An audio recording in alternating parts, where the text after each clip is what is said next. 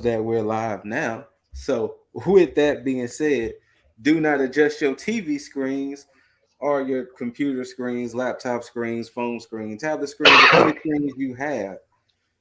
Screens of all kinds. This is T.A.G.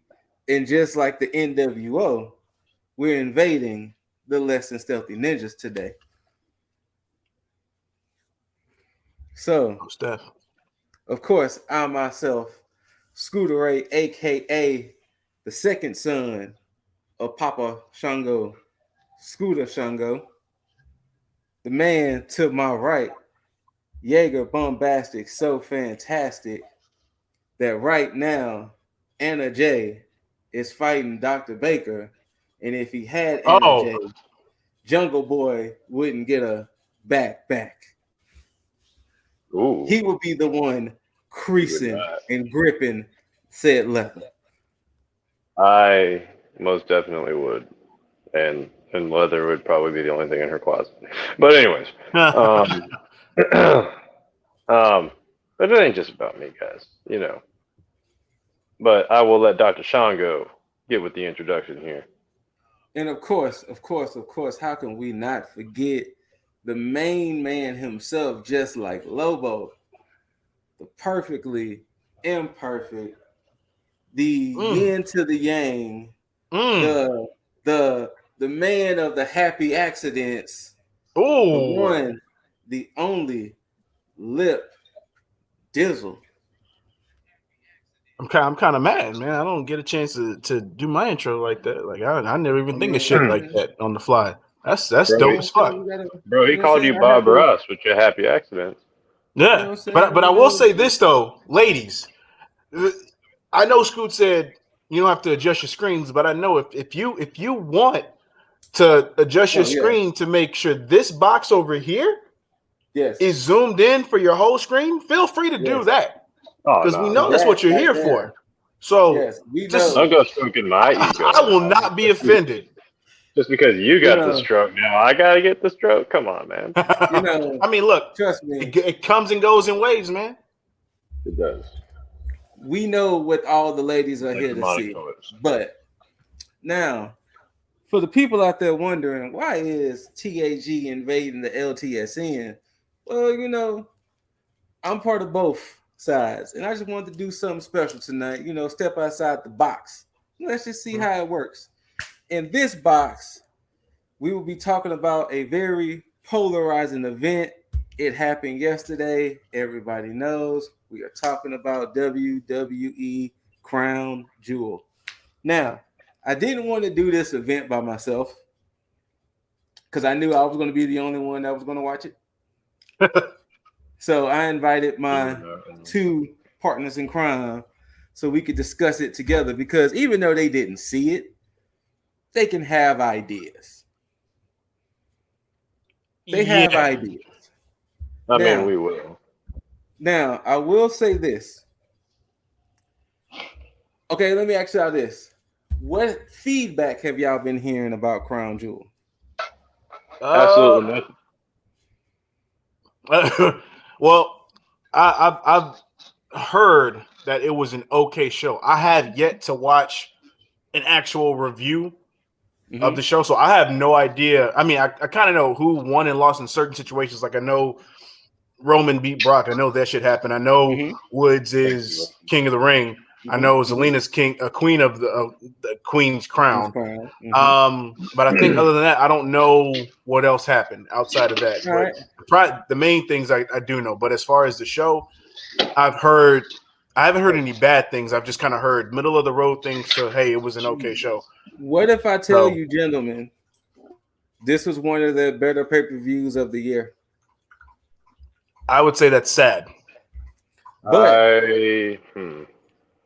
go ahead. It was a damn good show. I'm surprised to admit it, because every Crown Jewel has been just meh, but this one was actually the one to watch. Now, I understand the thing with Saudi Arabia and all of that, but if you just take your mind off of that and just know that it was just fans in the audience, fans that didn't get a chance to see that don't get a chance to see these certain wrestlers and things like that. If you put your mind there and put your mind in this show, it was a pretty good show. Now, it was 4 fucking hours. But it was a pretty good show. And with that being said, the first match of the night, Edge versus Seth Rollins, Hell in a Cell.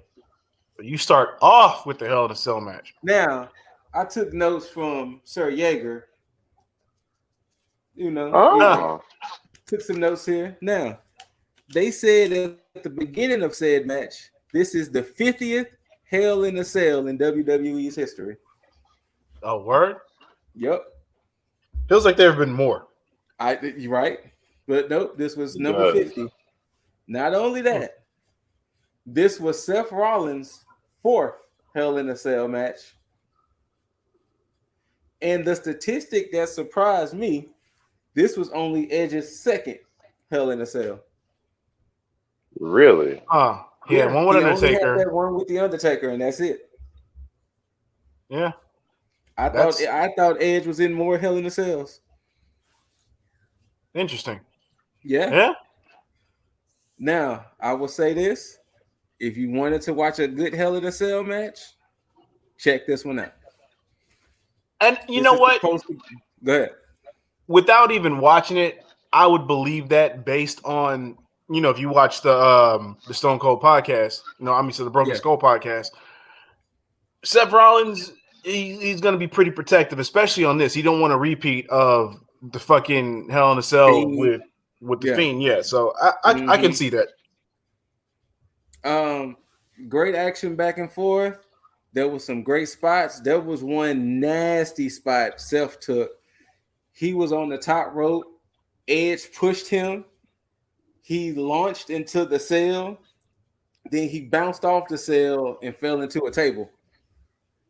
Oh. Yeah, it was a pretty gnarly spot. And then of course a lot of good back and forth action, but the last sequence of the match, Edge was doing his submission he likes doing. Piece of the chair. I can't remember what they called it. But he did that, and he had the piece of the chair, and he had a wrench in Seth Rollins' mouth. And then right when Seth Rollins was about to tap, Edge relinquished the hold. Then he put a chair under Seth and gave Seth the curb stomp. Ooh. And he beat Seth 1, 2, 3 with the curb stomp. Wait, so does this make Edge 3-0 against Rollins? No, 1-1. No, 2-1. 2-1. Okay. Because Rollins won that match on SmackDown. Oh, okay. Because they did, even though they're both going to be on Raw, they did advertise that this is the final of their trilogy, that this is supposed to be it. Okay, good. So, pretty solid match. The next match, Mansoor versus Ali. Pretty solid match. If you've been following their storyline, they did that whole mentorship and all of that thing, and then it led to Ali end up betraying Mansoor and all of that. But they had a pretty solid match, and of course, this is the first time 2 Muslim wrestlers wrestled in an event together in WWE. So, and like I said, it wasn't a bad match. It was pretty solid. Mansoor got the win over Ali. So, and I think they are now officially separated by brands. I don't think they're on the same show anymore. Yeah, I think Mansoor, is on SmackDown. I think Mansoor is on SmackDown, and I think Ali is on Raw. But of course, Crown Jewel was like the season finale of everything, because starting today, SmackDown's new roster is SmackDown, and of course, Monday, Raw's new roster starts. So this was like the season finale of WWE in a sense, if you want to put it that way. Yeah. After that, we had the Raw Tag Team Championships, RK Bro versus Styles and Omos. Riddle came out on a camel instead of his typical scooter. He came out on a camel. Why? Because it's Riddle, and why not? Because it's Riddle. I mean, yeah, but it's Riddle, and why not? Okay, that's the best way to put it. Is Riddle. I'll rock. I'm rocking with it. That's fine. It was a small, speedy wrestler. You know, that type of mentality. Zelina hit the code red, and that's how she won. Huh. Yeah. I'm happy Zelina won. Yeah, I was actually shocked at that one. I'm not gonna lie. I was actually shocked that I was shocked that she even made it to the finals. And then I thought it was gonna be Zelina versus Shayna, because I just knew Shayna was gonna beat Doudrop, but no. Doudrop ended up coming out on top. And these two ladies went at it. And once again, Zelina is your queen's crown. Now, I'm going to ask this question here. Do you think it's fair they didn't call their contest the Queen of the Ring? It's not fair. I don't know why they would even call it Queen's Crown. Charlotte Flair. You think it's an agenda-based thing? Charlotte is known as the Queen. She's been known as the Queen. She can clean her ass to the exit door. That's what she can do. The thing about kings and queens is that you have to be acknowledged by the people as such. Yeah, I mean, shit. You see Jerry Lawler, he been calling himself the king for the longest. They ain't changed King of the Ring at all. That is also true. Been Queen of the Ring. But, you know, hey. It is what it is. And you know what? And sorry, Scoot, I don't, mean to rain on this bullshit. No. But this is Hot Tag. So we say what we want on Hot Tag. Book. It hurts me because you're a Houston guy. But you shilling for WWE, it has to stop. Because there's no way that you can make an excuse for all these short-ass matches for the women.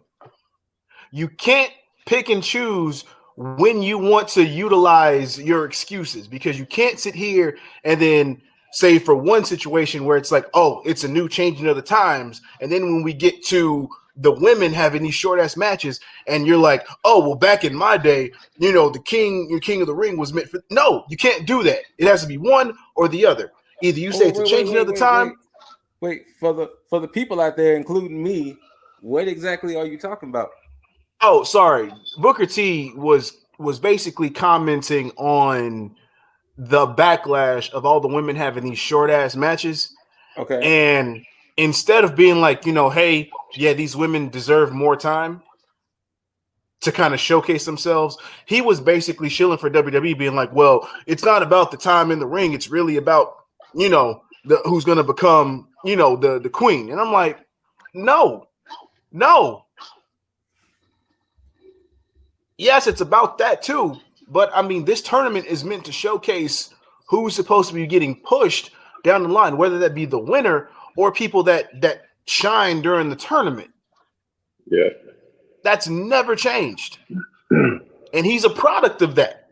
Because had he not won the King of the Ring, would we have had that? Would we have had a world champion Booker T in WWE? Or would we just be relishing on the fact that he was champion in WCW? Good question. So very good question. No, not at all. I can't get behind that. I don't like that. I don't like Booker T's flip flopping, and I love Book. I love Book, and it's a bias because he's from here. But on top of that, I don't like how he picks and chooses how he wants to do things, because he's not consistent when it comes to WWE stuff. So, yeah, the women deserve more time. Period. Point blank, plain and simple. There is no debating that. The women always deserve more time. I agree. So yeah. But yeah, that was my rant on that. Mr. Bombastic, got anything to add to that? Let's kind of hit the nail on the head with it. But go ahead. I mean, Queen, I don't know. I think, are we ever going to get like the true queen, like the true proper treatment of women. I don't know, because we constantly got this whole, like, we had the one pay-per-view that showcased the women talent so far. Yeah, we had one of those. We haven't had a recurring one since. I don't think we will. That's what I'm saying, is that I highly doubt that we will as well, especially with budget cuts being a thing. But it's like you showcase it for the moment, you showcase it just for the fact that at the time there was like a huge surge in women empowerment, I don't want to say women's rights necessarily, but but yeah, I don't know if it's just going to be a platitude at this point, or are we actually going to start seeing some more with the women? And I mean, I hope we do. But I don't think so, or it won't be soon. Now, to give exact credence to what Dizzle just said, I read it before on one of our other podcasts, but here it is in full before the finals. Zelina, Toni Storm went 2 minutes 13 seconds. Yeah. Carmella versus Liv went 1 minute 33 seconds. Shayna versus Dana Brooke went 1 minute 22 seconds. Natalya versus Doudrop went 2 minutes 59 seconds. Carmella versus Zelina went 2 minutes 41 seconds. And Shayna versus Doudrop went 2 minutes and 46 seconds. Yeah, that's empowering. Right? Really showcases your female talent. And honestly, like, no disrespect to Zelina, because I think that she is deserving of this, but she honestly wouldn't have been my first pick for this. I think it's good that she won because they're putting somebody new, but at the same time, I'm like, will it really matter though? On that aspect. Many people thought it was going to be what's her name?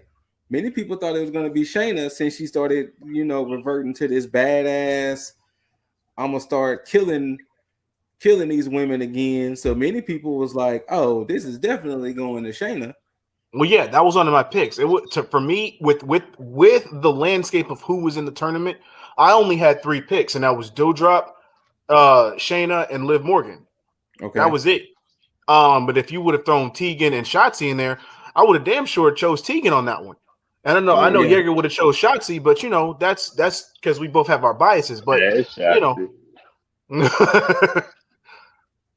but yeah. So and technically, yeah, Shotzi and Tegan deserve those fucking tag titles. I think they would have been better off than Nikki Ash and Rhea Ripley. Speaking of, y'all heard Rhea Ripley had lost her luggage, and of course, in the luggage, her belt was in there.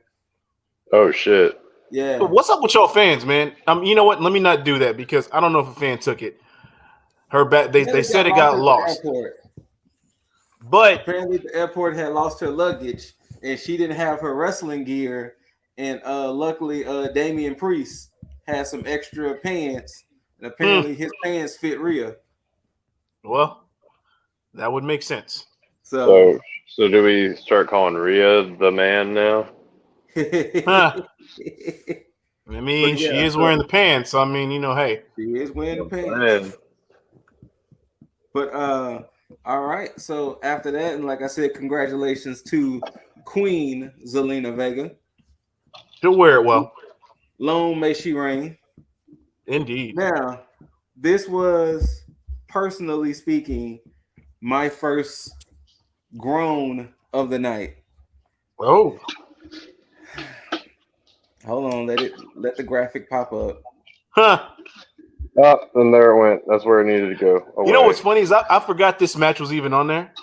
So the funny thing about this match, when they initially announced it, they said no holds barred. Then all of a sudden it turned into a Falls Count Anywhere. So they didn't know what to call it. So that's why I put both. No holds barred, Falls Count Anywhere. So This is the reason why I dislike this match. Everybody No here watched bars, Michael SummerSlam. Jordan. Everybody here watched SummerSlam. The people at home watched SummerSlam. They were now spinning the story that Bobby Lashley purposely attacked Gage. Even after the promo that MVP had stated, Yes. right after that incident. So they're basically spinning the overall story that Lashley attacked Goldberg's son, and Oldberg is out for revenge. Wait, so when you say they, do you mean like WWE commentary? Yes. Or like oh wow. So, okay, wow. Okay. Let me rewind. Michael Cole, Byron Saxton, and Corey Graves was on commentary. Corey was arguing, how did Bobby know that was Gage that attacked him? Saxton and Cole was arguing Bobby shouldn't have did it. And Graves had the good point. It's like, if you're a fan, you keep your ass in the stands. So if somebody just randomly jumps on Bobby's back, how did Bobby know that was supposed to be Goldberg's son? True story. That's how I saw it. So, but yeah, that's the way they're trying to spin the story, that Bobby purposely attacked Gage. Yeah. So this match started okay. It started off with Lashley getting his offense in. Then it got Goldberg started getting his offense in. Then Goldberg really started getting his offense in. He speared Lashley. He jackhammered Lashley. Then it turned into oh no, I'm going to really get my revenge on Bobby for what he did. Like, he speared him through the barricade. He did all of these things. Bobby tried to get away, and then the Hurt Business came out to try to help. Hurt Business, as in Shelton and Cedric. They tried to come out and help Lashley. Goldberg took them out each with one hit, just like boom bop, y'all gone. Then the finish of the match, Goldberg hit a spear off the stage that they landed on two tables. And Goldberg gets the pin. 1, 2, 3. He gets his revenge on Bobby Lashley. Goldberg won this match. Yep, Goldberg won. And now he avenged the fact that his son was attacked by mean old Bobby Lashley. I feel like we said this shit was going to happen. We kind of did. I was hoping we were wrong, but... True indeed. But, yeah, so... Now, good palate cleanser. Good palate cleanser. We had Finn Balor versus Xavier Woods in the King of the Ring finals. This match would have been a lot better if we didn't know Woods' history of wanting to really become King of the Ring. Like, they was already kind of making him the sentimental favorite. So it was kind of one of those we know Woods is going to win type of situations. And unfortunately, that's what it was. Great match. Don't get me wrong. Oh, it was a good match. Woods actually showed the people out there he can really go in the ring. If you didn't believe Woods can go in the ring, him going against a person like Finn Balor showed that Woods can truly go in the ring. Yeah. And then, of course, he hit the limit break elbow drop and got the 1, 2, 3. And now so he pinned Finn clean. Oh, yeah. Oh, no, it wasn't no trickery. It was a straight win-win. Good. Oh, yeah. Kind of concerned on what this says for Balor, though, moving forward. Yeah. We'll see, because he's on Raw now, so we'll see what they do with him. All right, so with that being said, thoughts on King Xavier Woods? I mean, it's deserved. Yeah. Yeah. It's deserved, but at the same time, like Scoop brought up, where does that put Finn right now? Because that's not a good look. It's not. It really isn't.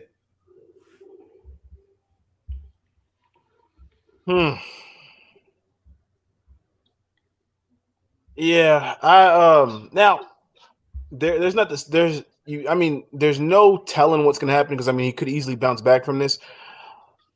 Yeah, indeed. That's another thing, Kenny. Hopefully it's not a burial for Woods because that would suck. Because I mean everybody knows he also brought up this other point. It was, so with that being said, with him beating Balor legit, it did seem a little weird because once again, with Finn being such this talent, and to see, and like I said, I guess that's the way they've been booking Woods. They book Woods to make it seem like he was the lesser of the three members, but it was a pretty solid match. But what were you hitting at with the burial of Woods, Dizzle? Well, because I mean, like everybody knows, in terms of anybody that watch WWE, anybody that follows Xavier Woods / Austin Creed, however you know him as, it's one of the situations where it's that kind of start-stop thing. It's like everybody knows he wants it, so this could be like a consolation prize for all that New Day has done for WWE. They've been loyal to WWE. They've stuck with them.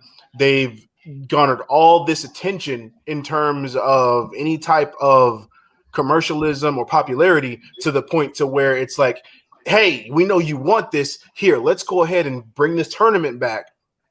So that way we can give it to Woods and have him have his dream, all for it to go nowhere. Yeah. And that because I am in the camp that I believe that Woods deserves more of a singles run.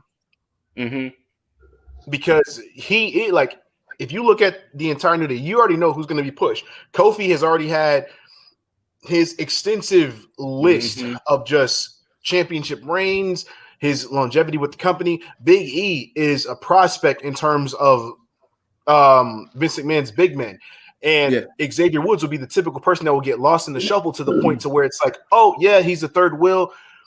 He's going to be the mic guy. He's going to be the guy that just caters to the fans, plays the trumpet, and just goes from there. So my thing is Xavier deserves so much more. You can have him, even if you have him as one of the top mid-card guys. I'm not saying you have to give him a champion, a world title championship reign, but he does at the very fucking least. He deserves to have an amazing intercontinental championship run or U.S. title run. Somebody did suggest that why don't he beat Shinsuke and become IC champion? I think that should be his next step, to be perfectly honest. I think because and that's only because right now Shinsuke's Intercontinental Championship run is not doing it for me. And I know I'm not the person that's sitting here watching WWE main roster religiously, but I can at least tell when I see this. And Kenny brought up Sheamus, and I know he didn't bring up Sheamus in the Intercontinental Championship aspect, but Sheamus did a fantastic job with his most recent U.S. title run. Yes. And I feel that is leagues above what Shinsuke Nakamura is doing with the Intercontinental Championship. And I think Xavier Woods can change that. So I think so too. Yeah. So I think that's the direction that they need to go. And then not only that, but then he gets the benefit of having his hype man with Kofi. Not to call Kofi a hype man, calm down, people. But the fact that, having one of his best friends be there with him while he's in his king run, it'll do some good for Woods. Yeah. To be honest with you, Kenny, Rick Boogs definitely gave a spark to Shinsuke. And as much as I love Shinsuke. Oh, yeah, most definitely. And I love Shinsuke, but Boogs definitely has been giving that spark back to Shinsuke. So I definitely agree with you on that. Definitely agree. All right. So with that being said, once again, congratulations to the king. Most definitely. Xavier Woods. Now we about to get into our onslaught of title matches, starting first with Drew McIntyre versus the WWE World Heavyweight Champion, Big E. Now, in the words of Big E himself, big meaty men's bumping meat. That just sounds so bad. It does, That's and terrible. I love it so much. Big meaty men bumping meat. I even said that to Big E when I met him. Oh yeah, Yeah, when I met him last year before the Rumble. Last year before the Rumble. I said I was like bumping meats with Big E, and that's when they had just started the podcast. So I let them know then I was a podcast watching. But Kenny just brought up a good point. Yes, Pat McAfee is definitely killing it on commentary. on commentary. Oh yeah. Definitely. I kind of wish he was in Saudi Arabia instead of Corey Graves, but hey, it's fine. But yes, Big E, Drew McIntyre actually wasn't a bad match. It was a big hoss fight, but they both gave a good match. Of course, offense on both guys back and forth. Of course, it was the whole if Drew gets the Claymore off, it's going to be over. Of course, if Big E gets the big ending off, it's going to be over. I can't remember who hit their finisher first, but they kicked out of each other's finishers. Big E hit the big ending. Drew kicked out. Drew hit the Claymore. Big E kicked out.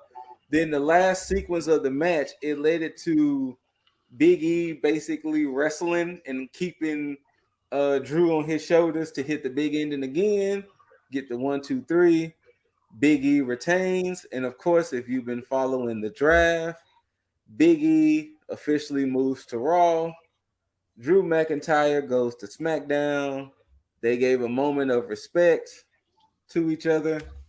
And that was that match. So any thoughts, fellas, with Drew and E? No, it's one of those situations where I just didn't expect anything different. Like I knew Big E was going to retain. And that's mainly because, situations with the draft. I mean, that Drew was drafted to SmackDown, so it's like there's really no rhyme or reason why you should book that, and two, why you would think that Big E, who just won that title, would, yeah. And that was one of the things that they were saying on commentary to, I guess, to try to add the intrigue. It was like, if Drew wins the belt, then Raw won't have a world champion. SmackDown will have both the champ, So they was trying to hype that up and, to try to make it dire. But once again, Raw wasn't going to lose their champion. Yeah. And I do agree with you, Kenny. The sword is getting a little boring. It is. Well, yeah, I agree with that, but I also agree with the fact that Drew's not going to have like that memorable title reign, and one that is due to COVID, but at the same time that's due for the changing of times. Is right now we have Roman, who at this point we know who's not losing that fucking title until 2023, which is a possibility. He could lose it sooner, but with the way that they're going with it, they're going to make him one of the longest reigning champions in WWE history. I mean, and with Big E, I'm going to say it. I'm going to say it when I get to that match, but I do agree with you. One thing, Big E kind of has that little Tommaso Ciampa kind of thing with the belt. Like, this is my belt. We got a lot to do with this belt. I ain't giving up my belt. So he kind of has that. This is my thing. This is my belt. I'm not giving it up type of thing.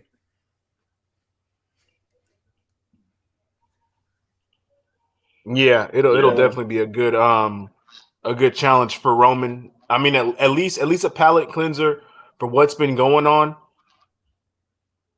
But the only thing that I hate right now is how they're just serving people up to Roman to just knock down. Because in the meantime, because I think Big E was probably the person that they could have built up to take the title off of Roman at some point in time. I can agree with that. But who else have they built up? I mean, Big E was the prime person that should have won the Money in the Bank, which made sense, and they could have held that off for a good. That was their MacGuffin right there. They could have held that off to where he was on SmackDown. You move Woods and Kofi over to SmackDown. You have the New Day complete. Have them feud with the Bloodline during some point in time, and then you just tease Big E cashing in on Roman. I don't get this whole keep splitting up New Day shit, but whatever. Yeah, I don't know. But I do agree, Kenny. I think Drew being on SmackDown is going to be helpful. I see him giving Roman a good match, but I don't see him taking the belt off of Roman.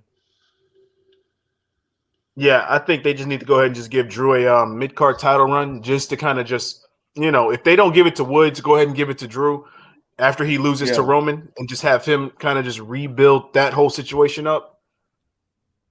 Because they need a resurgence of the mid-card. Now, I will say this with Crown Jewel. The crowd was actually pretty good. Not surprised. They were hyped when they needed to be hyped. They booed when they needed to be booed. They cheered. They were chanting. So the crowd was actually pretty good. Now, to me, this might be match of the night for me. And that is the boss, Sasha Banks, the EST, Bianca Belair, and Big Time Bex, Becky Lynch for the SmackDown Women's Champion. Of course, the storyline is Becky Lynch and Bianca are going to Raw. Sasha is staying on SmackDown. Of course, and then another weird thing, because I think you brought it up, Dizzle. For the past 4 or 5 weeks, they keep telling Becky, hey, it's a triple threat, right? You don't have to be pinned or submitted to lose your belt in a triple threat, right? And she was like, I know how the rules work. Even the pre-interview going into this match, they mentioned the rules to her again. And she was like, I know how triple threats work. Why do you keep telling me the rules to triple threats? I know I can lose my belt without me being involved. Chill out. Bianca Belair is a star. She proved it in this match. She is a star. Plain and simple. The fact that you just said that reminded me of something that I heard. I haven't seen it, so I don't know. Yeah. But I don't know where I heard it from. But I think I remember somebody saying a one-armed gorilla press slam. Yes. Early in the match, there was a moment where she picked up Sasha with 2. Then she put one down, and she literally had her up with 1. But of course, you could kind of see Sasha's hands on her shoulders. But it was the fact that she legitimately had her up with 1. Now, I will agree with you, Kenny. This character, we went into great detail about Big Time Bex. I'm not feeling it either. I'm not feeling the promos. I'm not feeling her demeanor. I'm not even feeling her in-ring style. But yes, Big Time Bex isn't doing it for me like the man was. So I do agree with you on that. Yeah. I would have been more forgiving, and of course we've gone through this in nauseum about the whole her returning and how that kerfuffle just went absolutely fucking bonkers. But I think if they would have promo of her winning in 26 seconds and all of that, if they would have taken the time with this, it wouldn't be as cringe and it wouldn't feel as forced, because that's pretty much the main differences between the man Becky Lynch and then Big Time Bex. Yeah. Is that one feels organic and the other one feels completely forced. I agree. And it feels like because Becky's been gone, they're trying to emulate that same build, but in the WWE way, to where it's like oh, we know that she's cool and all this. She doesn't care about what anybody else thinks, so we're just gonna go with that, and then they'll just gravitate to it rather than we knew before that she was being undervalued in WWE. So just like with Daniel Bryan, the fans spoke for her, and a happy accident when Nia Jax kind of just lit that shit and set that shit on fire. Because had that not been the case, we wouldn't have got the fans pushing for Becky to be in that match, that main event match at WrestleMania with Charlotte and Ronda Rousey. So, and now we're like, yo, we just want Sasha and Bianca. We don't need Becky here. So now there was even a moment when Sasha came out, the crowd was singing parts of Sasha's song, and Becky was looking at them like, the fuck? Yeah. It was a part where the crowd was singing parts of Sasha's song, and Becky was in the ring like, really, guys? Like, really? Jaeger, you got any thoughts between these three ladies and any of the things we talked about before, especially with Big Time Bex?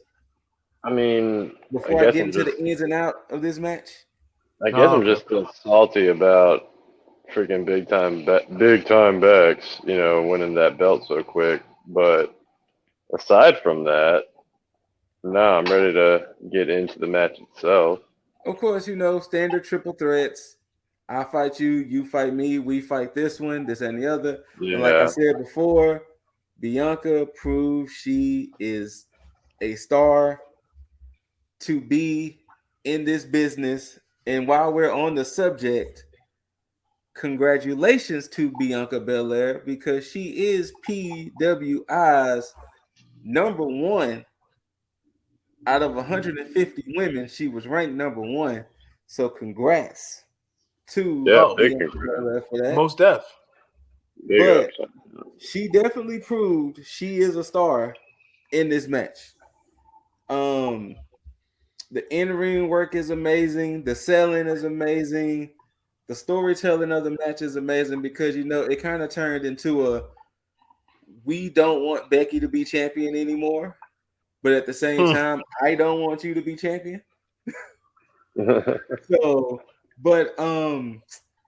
I hated the final sequence of the match because the final sequence of the match was, if I remember correctly, Bianca hitting the KOD on Sasha. Then it was that typical throw the opponent out the ring. Then I think Becky did this roll up to Sasha and got the 3 count. If I remember, but I know Becky did win with a roll up to Sasha.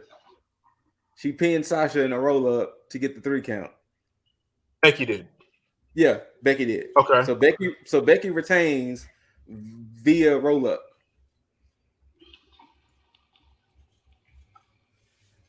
I shouldn't be surprised. There was moments that Bianca got to showcase her strength and everything, and like I said, it was a pretty solid match. Okay. Wait, who did Becky roll up? Sasha. Well, Sasha, right? Yeah. So that's good that they didn't squash Bianca like that. So they still had her looking somewhat strong. So Sasha was the one that, Now, the main event of the night, of course, was the Beast, Brock Lesnar, and the Tribal Chief, Roman Reigns. And before I get into that match, the pre-show match was Wardlow Lesnar. Sorry. The pre-show match was the Usos versus the Hurt Business. The Usos won, of course. This match, it wasn't bad, but we seen it. We seen Brock and Roman before. Granted, we seen good guy Roman and bad guy Brock, not Tribal Chief Roman and ponytail grunge Brock. That was the main difference with this match. But sure, it was standard. Once again, big meaty men bumping meat, Roman doing his thing, Brock doing his thing. The caveat to the match was whose side is Paul Heyman on, because he said something real slick in an interview. He said, "I am walking in with the reigning, defending Universal Champ Roman Reigns, and best believe I am leaving with the reigning, defending Universal Champion." So, of course, the whole match was, whose side is Paul Heyman really on? But of course, they did the typical thing where they had the ref bump. And from the ref bump, that's when the match got whatever. Because of course, the Usos came out there to try to help once again. Not surprising. And then the ending of the match led to Heyman throwing the belt in the ring, and it landed kind of perfectly in between Brock and Roman. And it was like, who was Paul throwing the belt to use? They wrestled over the belt, and then it led to the Usos hitting Brock with super kicks, Roman hitting Brock with the belt. 1, 2, 3. Yeah. Oh. So almost a fuck finish of sorts. I mean, of course, that's how. Don't forget, that's damn near how every Roman match is. If you don't get a interference from the Usos in some sorts, is it really a Roman match? And that's the sad part about it, because that almost is like, is this how all of Roman's matches are gonna be? Like, is this title reign gonna be riddled with just fuck finishes? Apparently, because almost all of them have some type of Usos interference in some form or fashion. Yeah. Like I said, it was a pretty okay match. You got to think, by the time this match really started, we were already 3 hours and like 30 minutes in. Yeah. So it was like oh boy, still got one more match to go, guys. So, yeah. But once again, it was for the Saudi fans. Like, we seen Brock and Roman. Now what I said to you earlier, Lip, they mentioned this was day 416 as Roman being champ. Yeah. So he's well on his way. Yeah. 2023. I mean, at this point, I could damn near see it. Look, I could damn near see it. I mean, they're gonna have him run through the entire roster.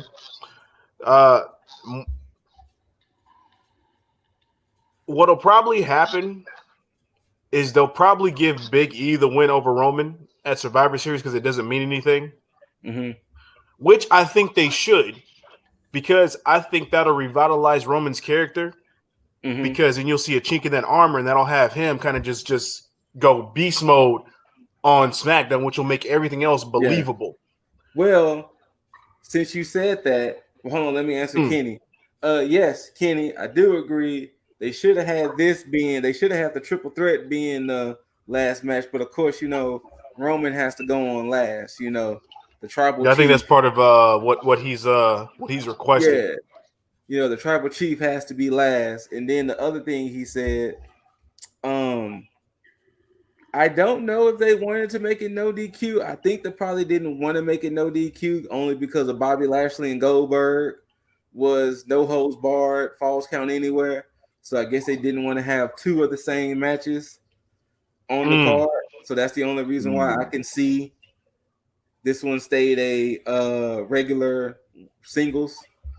But the start of SmackDown tonight had Roman coming out talking his shit, and then Brock going on a rampage.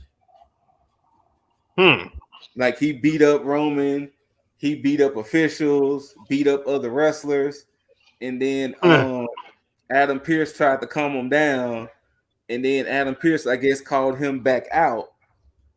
and then Brock ended up beating the shit out of Adam Pearce. So I'm assuming that they're gonna suspend Brock. Oh, that'll to write him off of TV for a little bit. Probably so. Apparently so, Kenny.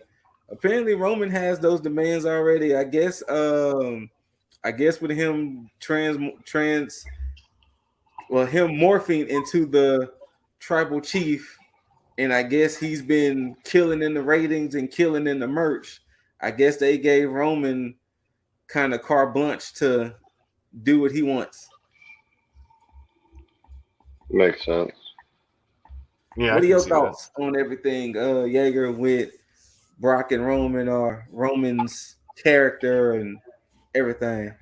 Roman being tribal chief was the push that he needed, and I'm not gonna lie there. Yeah. I think we were all tired of him prior, but I mean, sorry, tired of him being shoved in our faces so much. Yes. However, I feel like his reign can't last too. Hopefully not 2023, because then, I mean, at that point, who the hell is he gonna beat? who's gonna be left for him to beat? I mean, only to be set up for failure, or I shouldn't say failure, but for a loss. Like, essentially, you're gonna end up seeing, like, if it gets to 2023, you're gonna end up seeing people that we want to win the belt end up losing the belt because of said tribal chief. Yeah. So basically, hopefully we just see Roman go too far one time, and then the Usos like say, "Hey, hold on a second, this is a little much," and maybe turn on Roman or something to that effect. I don't know. Make it believable, WWE. But yeah. Tribal Chief Roman, good for now. If it goes for too long, though, it'll start to get stale. And what? Or go ahead. No, go ahead. You're good. You're good. Oh, I was just gonna say, and Wardlow Lesnar needs to. I don't know. I don't know what to do with Brock, man. Like, retire? I just like. What do you do besides be a part timer? Yeah, he doesn't need it. He doesn't need it. You know what, Kenny? I can say Roman had moments here and there for me, but when he became the tribal chief, I was like, "Yep, this was the Roman I needed." Yeah, I can agree. Oh, absolutely.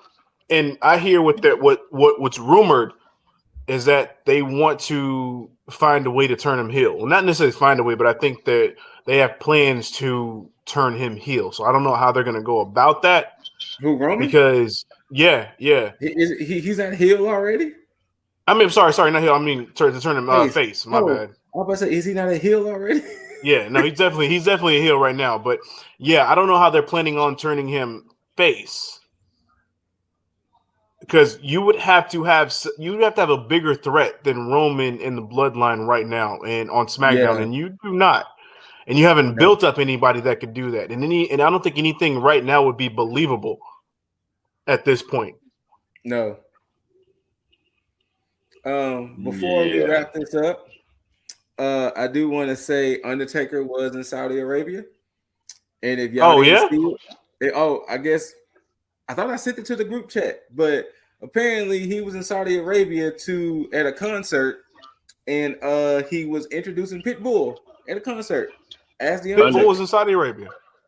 Mm-hmm. Undertaker introduces Pitbull at a concert. Yep. As the Undertaker. Mm-hmm. Huh. All right, guys, it's been fun. I'm gonna go ahead and dip out. Yeah. Just no. I can see that, Kenny. Well, let me answer that first. I don't know. That's what people are saying. They was like, they just don't care anymore about Undertaker anymore. He's good. Well, I mean, he shouldn't get in the ring anymore. I can see that, Kenny, that I can see him having maybe 1 or 2 more matches against Roman, and then maybe because apparently Brock is a free agent, so he can go between Raw or SmackDown. So I guess if he gets tired of losing to Roman, he can go to Raw and try to take the belt from Big E, which we know how that works out. Ask Kofi Kingston, but Yikes. so we'll see if Brock still has 7 matches left. Yeah. But like we tend to do on our side of things, it's going to sound weird, but Lip Dizzle, where can the people find you out there? Oh, I mean, they already know. You need that positivity. Lifestyle 1UP, baby. All your podcast listening platforms, your IGs, your Twitters, your TikToks, your YouTubes, wherever you want to find it, wherever you need that positivity and that daily dose. If you want to shoot the shit, ye old Lip Diesley on your IGs, your Twitters, your TikToks, your YouTube. With the ye old. Ye old, that's right. It's because I can't call myself King Diesley right here because that is not a thing right now. No, it's not. So I'm only relegated to at least the speech. I can at least do that. I just can't call myself anything. But at any other time, if there's a Ninja Banter that's going to feature us tag members, cool. But otherwise, you can always find us on every tag show or just the tag YouTube in general. So, yeah. The heartthrob of the IWC, Ooh. Jaeger. Oh, where me. can they find you? I'm currently on my Xbox. Sorry, that's a little rude of me, but it is what it is. I mean, I don't blame you. I mean, you didn't watch Crown Jewel, so And from how you've described the show, it was a little on the side. Like I said, there's about 4 matches worth watching. Like overall, it wasn't bad like other Crown Jewels. There's been other Crown Jewels where I'm just sitting there like, I could be doing something better with my time. Ouch. I didn't feel that way with this one. Oh, okay. Yeah, I didn't feel that way with this one. But yeah, let the people out there, these especially people, the ladies. Well, the name's in the show, but it's Jaeger Bombastic, minus the So Fantastic. You can just call me Jaeger. At IG, Twitter, but the S is with a 5 because some person of a lesser notoriety decides to, not want to relinquish the title. Throwing shade. Yes, I am. But Xbox, PlayStation, it's all the same name. Come find me. Oh, TikTok too. I need to post more on TikTok, but that's a different story. I need to do the same thing. I'm just saying, man, TikTok is distracting for all the wrong reasons. Yeah. I mean, right and wrong, I guess. But I mean, if you ever want to talk to me, shoot me a DM, or otherwise I'll end up in yours. Hey. And of course, me, Scooter Shango, the second son of Papa Shango. And I'm pretty sure a lot of you people wondering out there, why is he the second son of Papa Shango? No, I think they should know why. Well, if you don't know King Xavier Woods' history, one of his old gimmicks was Xavier Shango. And he was the son of Papa Shango, and he wanted to get revenge on everybody who wronged his father. So that's a little history lesson for the people who out there didn't know. So that's why I'm the second son of Papa Shango. But of course, ScooterRay, the ScooterRay on IG, TikTok, Twitch. That's where you can find me. Of course, you can find me with my 2 bros here, on our tag things, with hot tag me ins. Of course, Jaeger's After Dark. Well, Jaeger After Dark is usually a solo venture, but Jaeger. I mean, unless of course he's hosting a different type of Jaeger After Dark. But that's a whole nother story. As they say in that regard, the more the merrier. The scoop breaks. Random recaps, random reviews. We giving it to you because these feet are on the gas, and I don't think we're gonna let up anytime soon. Oh, no. Oh, never that one. See, there you go.